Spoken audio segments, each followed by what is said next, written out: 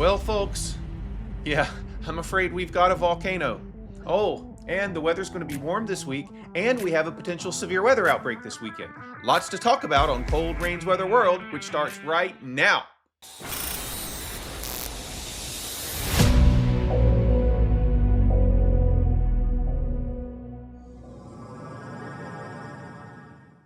Yes, you heard me right, folks. We've got a volcano on the menu to talk about today, and we're going to get into it here in just a little bit. We've got some things to talk about beforehand, though, including the weather for today, this upcoming work week, and what is on tap for this weekend. Are we still looking at a severe weather threat? Hint, the answer is yes, and we will get into all of that. My name is Jason Pritchard, and you are here for another episode of Cold Rain's Weather World. Thank you for being here today. If you haven't subscribed to the channel, please consider going ahead and doing that. Leave a comment in the comment section. If you have a prayer request, something I can pray over, please leave that in the comment section. I'm happy to do that. Leave a suggestion about the show and drop us a like if you like the video. This all helps YouTube push this out to more people. So can't thank you enough for joining today. And with that, we'll go ahead and get started with today's Weather IQ question. Today's question is about wind, and here it is. Okay? What is the name of the wind phenomenon that brings warm, dry air down mountain slopes? Is it A, Mistral, B, Sirocco, C, Chinook wind, or D, Haboob? If you know the answer, type it in the comment section. If you don't know the answer, then hang on till the end of the show and I will reveal it to you. Now, severe weather is back on the menu as we go through the week. Certainly not everybody is going to see severe weather this week, and it's going to be fairly isolated in nature over much of the week until we get into the weekend where it becomes a little bit more widespread, and we'll take a look at that in a few minutes. But today, southeastern Oklahoma, northeastern Texas, including the Dallas-Fort Worth area, you guys could see some stronger storms if they can develop. There'll be a few intense updrafts, potentially with large hail and damaging winds. Same in South Florida, of all places. Port St. Lucie down to Miami could pick up some large hail if we can get storms to develop. Plenty of instability exists in that area as well. Now, tomorrow, the threat shifts up into the northwest, where a cold front will move in and bring maritime air in. The instability is going to increase. The question is, how much moisture will help fuel that low-level instability? It would not shock me to see the SPC add some of this area to a slight risk. So pay attention as you go through the late afternoon and evening hours tomorrow up here in the northwest. Seattle, Spokane, and Portland. Much of Oregon actually is under the threat there. General thunder in other areas of the country. And the threat shifts back into the Midwest on Thursday with some high base thunderstorms possible with larger hail, some damaging wind gusts here. And if storms can fire along the dry line in West and South Texas, you can see some gusts out there. Now, the real threat comes this weekend. We had a slight risk on Saturday. The SPC has removed that just for general thunderstorm coverage. It looks like coverage is going to be less. It would not shock me to see them add a marginal, even a slight risk back in as we get later in the week. There's a system that's going to truck along the Gulf Coast that could spark some showers and thunderstorms in the lower southeast, the deep south, and Dixie Alley. And so we'll pay attention to that. Widespread area here on Sunday, though, for much of the lower and mid-Mississippi Valley up into the Ohio Valley and Tennessee valleys. And so we'll watch how that plays out as we go through the week. And then that threat shifts east from the lower mid-Atlantic down through Georgia on Monday. And so we're going to be monitoring this as we go through the week, but there is a potential for tornadoes, large hail, damaging winds, potentially all hazards on the table as we get into Sunday. Now, our satellite picture today shows a large area of moisture streaming into essentially northwest the US and southwest Canada.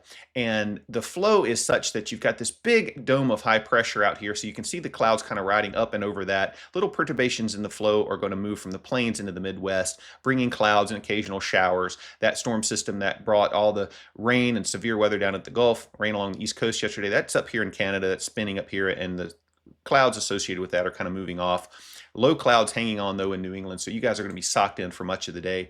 Radar imagery, we can see this in motion here, that sort of path that I showed you before.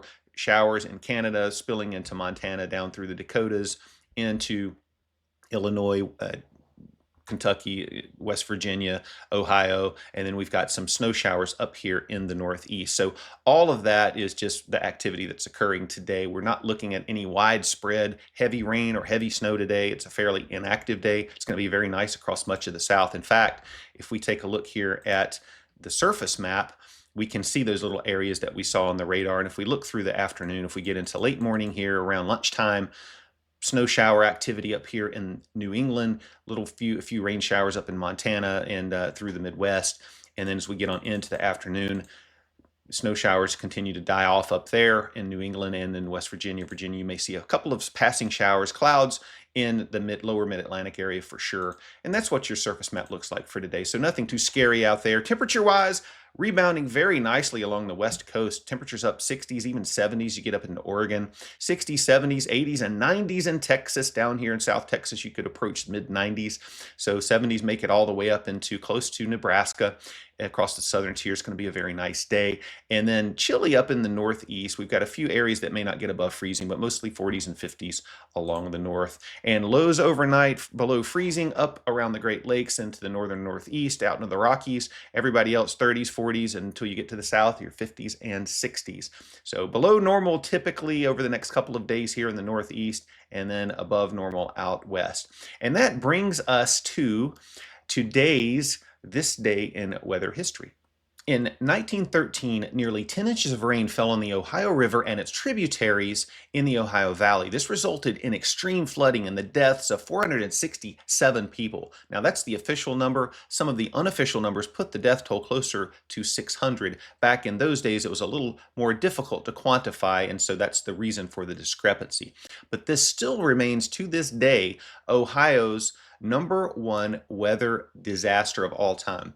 That flood, by the way, ranks second only to the Johnstown flood of 1889, which killed 2,200 people. So that was a massive flood in Johnstown, quick hitting, and went through the valley and just killed lots and lots and lots of people. So anyway, that is your weather history for today.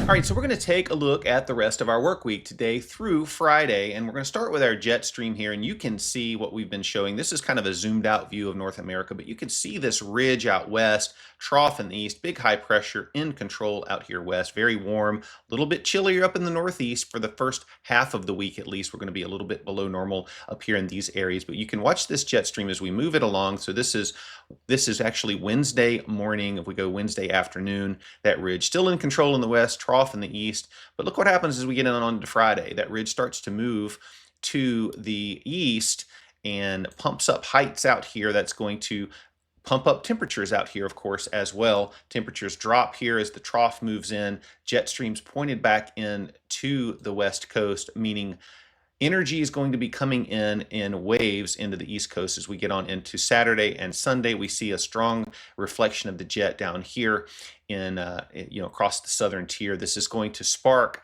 our lift associated with this, and this little wave that's developing and trough here in the east is going to spark a severe weather outbreak potentially on Sunday into Monday. So you can kind of see how that plays out, and the jet continues to sort of poke in to the west or northwest portion of the country and kind of creates this troughing where you have out ahead of these troughs, you get lift, rising motion, showers, and thunderstorms. Behind, you get sinking air and drying out. So that's what it looks like as we go through the week. Now, sensibly, our weather, we talk about sensible weather. That means what you see at the ground, so how it affects you. Not much going on Wednesday afternoon. As we get on into Wednesday evening, we'll just advance this along. You start to see that next system push in, dragging that cold front in through the afternoon and late evening. We're talking about late evening overnight. We're starting to see those showers and storms, so potentially severe weather picking up out here. And a little wave along the Gulf Coast here in Texas that's going to move over in the coming days. So if we get into Thursday, we see that wave down here in Texas. Watch that as it kind of moves along through the afternoon into the overnight hours on Thursday. We get more rain up in the northwest and little systems continuing to move through the Ohio Valley and Midwest. And as we get on into Friday afternoon, we're seeing few showers up here around West Virginia. That cluster of storms in Texas sort of stays in place for a couple of days, then it'll kick east. And then we got a low pressure started taking shape here in the lee of the Rockies as more energy sort of comes in. And showers along the Great Lakes Friday afternoon into the evening and overnight hours. And then as we get on into Saturday, we'll start to see that cluster kind of generate and move east. This SPC, as I said, has dropped the outlook here for risk of severe, but this little cluster could actually generate some severe storms as we go through the day on Saturday. So we'll watch and see if that gets added back in. And then a ribbon of precipitation across as we go through the day on Saturday. So up across the northern tier. Temperature-wise through the week, very, very warm. This is your 5-day average for the entire week. So earlier in the week, we're going to be a little colder than normal or cooler than normal up in the northeast, Great Lakes, and down to the upper mid-Atlantic. Very, very warm out west. Could set some records out in portions of the plains and desert southwest. So we're going to look at that as we go through the week. Temperatures Wednesday afternoon getting up into the 60s and 70s, 80s across the south. So it's going to be a very nice spring day. Get outside. If you've got plans, enjoy those across the south. It's going to be dry. Grab some of those door handles. You're going to feel that shock. Chilly up in the northeast. As we get into Thursday afternoon, same story, 80s, surging all the way up into the plains. Very nice day. If you're traveling out there, enjoy it. Have a good time visiting family or whatnot, traveling for work. You should have nice weather for that for the most part. Wouldn't expect a lot of delays this week. 30s and 40s return to the essentially the Rocky Mountain West, Intermountain West, and along the West Coast as the new trough moves in. 80s, look at this, surging all the way up into South Dakota, Minnesota, Wisconsin. Going to feel like summer in a lot of these areas up here. And then cold air still hanging on up here in the Northeast. It's just relentless up here, but eventually that'll change as we get through the weekend. So that's your week ahead. We're going to take a look at a volcano that is potentially going to erupt within the United States. We're going to look at that in a second. But before we do, we're going to do a quick fun fact for you. Today's fun fact has to do with volcanoes, since we have a volcano to talk about. Did you know that volcanoes have a scale to measure their explosiveness? Hurricanes have a scale, the Saffir-Simpson scale. Tornadoes have a scale, the enhanced Fujita scale, and the Richter scale measures earthquakes. Volcanoes have a scale too. It's called the Volcanic Explosivity Index, VEI, and it ranges from 0 to 8. 0 being lava flows like what you see coming out of the volcanoes in Hawaii, such as Kilauea, or the high end of the scale is a VEI of 8, which is a super volcanic eruption, something along the lines of Yellowstone. If Yellowstone were to erupt, it potentially could wipe out humanity, unfortunately. But fortunately, it's not supposed to erupt anytime soon, so say the experts. Anyway, the few volcanoes that you may remember from history, one is Pompeii. Remember Vesuvius that destroyed Pompeii? That was a famous one. Hopefully you weren't alive for that, but it was in 79 AD, and it was a 5 on the VEI index. Another famous volcano was Krakatoa that occurred in 1883, and people could hear the sound of Krakatoa from just extreme distances because it was so violent. It was a VEI 6. A shock wave from Krakatoa traveled around the world 4 times. A similar volcano occurred not too long ago. Hunga Tonga, remember that? That was an underwater volcano. Difficult to measure whether it was a 5 or a 6 because it was underwater, but it was similar in strength, they think, to Krakatoa because a shock wave similarly circled the Earth 4 times. It ejected tons and tons of water vapor. You probably saw pictures of that cloud coming up out of the ocean when it happened and the ripple effect that occurred with that shock wave. But that was interesting. That water vapor went way up into the atmosphere, and it ended up affecting temperatures. And some experts think it's still affecting the climate today. So volcanoes can affect the climate in very bad ways. In 1813, a volcano erupted. I believe it was Tambora, if I'm not mistaken, and it erupted, and it created, or maybe it was 1812, it created the year without a summer because it ejected so much ash into the atmosphere. So I want to say it was 18. See if I have that. I don't know if I have that here or not, but I can get it. It was 1815, and the year without a summer was 1816. I had my dates wrong. So there you go. There are some famous volcanoes, and we've got a volcano actually potentially about to go off up in Alaska.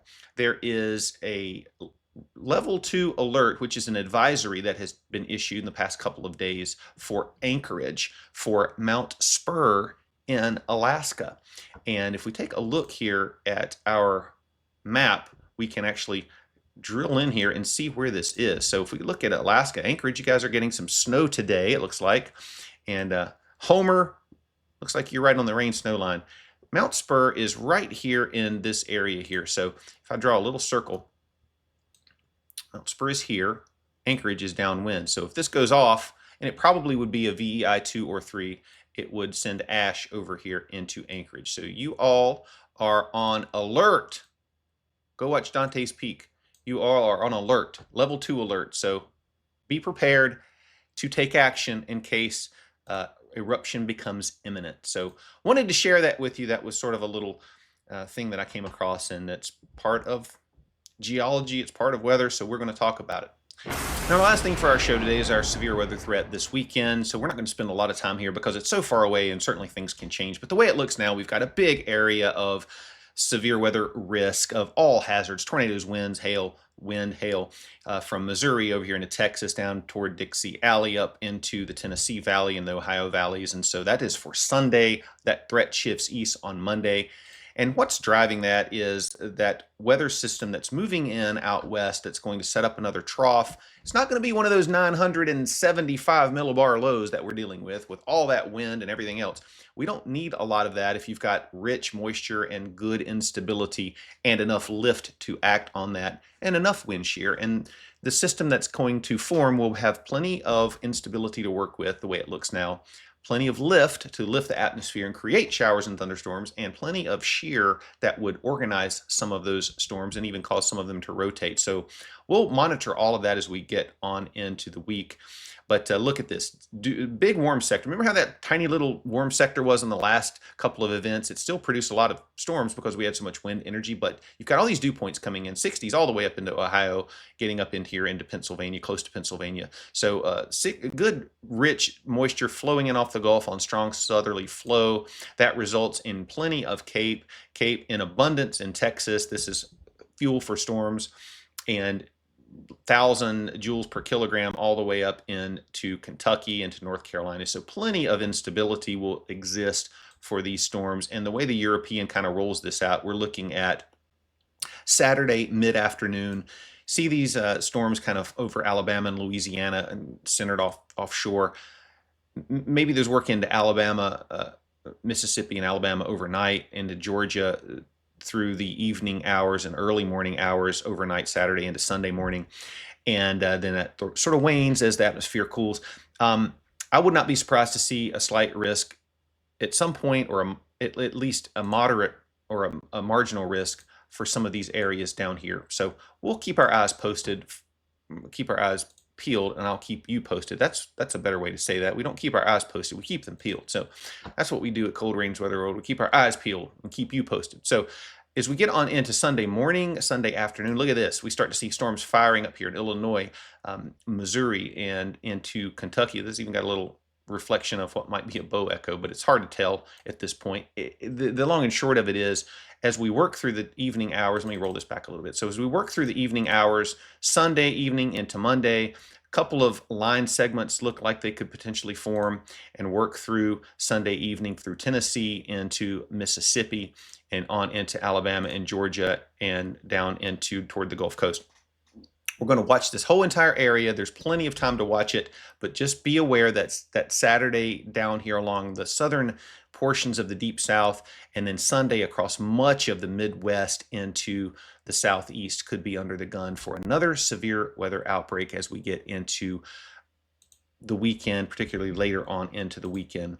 Our temperature map for the next couple of weeks. So week 2, we're looking at above normal for much of the nation except for the Northeast and the western sections, particularly the Pacific Northwest. But we're going to be warming up, and there's not going to be a lot of rain across the South outside of some of those thunderstorms that happen early in the period, the way it looks now. But again, this is way out there in time. Things can change. Wetter along the West Coast and the northern tier, and so equal chances in here. Hopefully we'll get some rain along the South, and where the drought is building out here is particularly in the Southwest. If we take a quick look at our jet stream, I'm just showing you this to show you.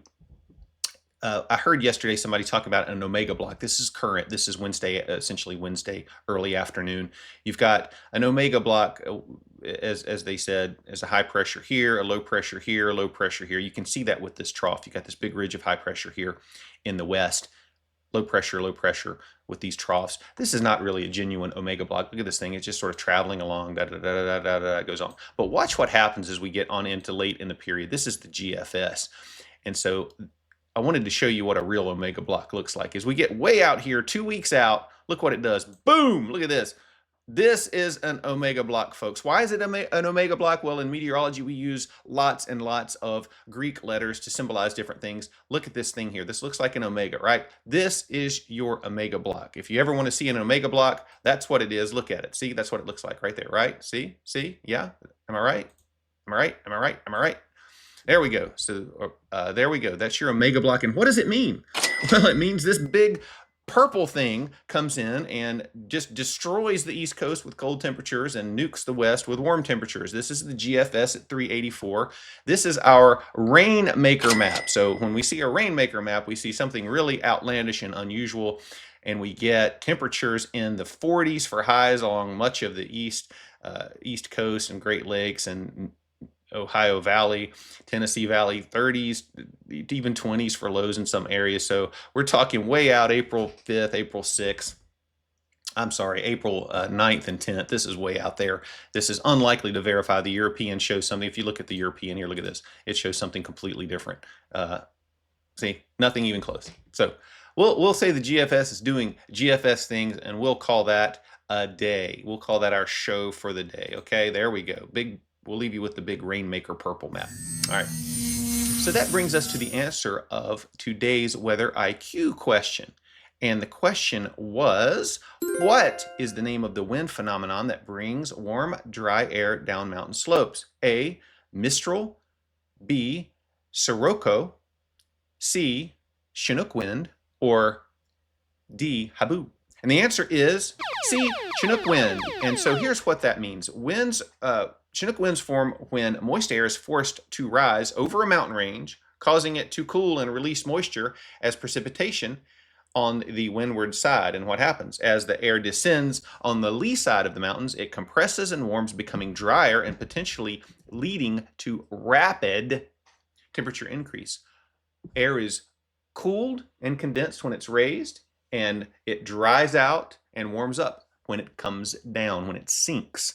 Low pressure is associated with precipitation. High pressure is associated with sinking and drying out. And when you have mountain ranges and air goes up, you get upslope precipitation on the windward side, and down on the leeward side, it comes down, dries out, and creates rapid temperature rises at times. So that is what is going on. That happens in the Rocky Mountains a lot. So that is the answer for today's IQ question. Did you get it right? Hope you did. I'm not going to tell you what the other ones are because I might ask those as trivia questions sometimes. But anyway, if you want to look them up, you can. I hope you have a blessed afternoon and a fun, enjoyable week ahead. I'll be back again tomorrow with another show. You can follow me on X at Real Cold Rain. If updates happen, I will post there as well. So anyway, hope you have a great afternoon. And this is Cold Rain, as always, reminding you that if other stations run 24/7, we've got you covered 48/14 right here at Cold Rain's Weather World. Take care, everybody.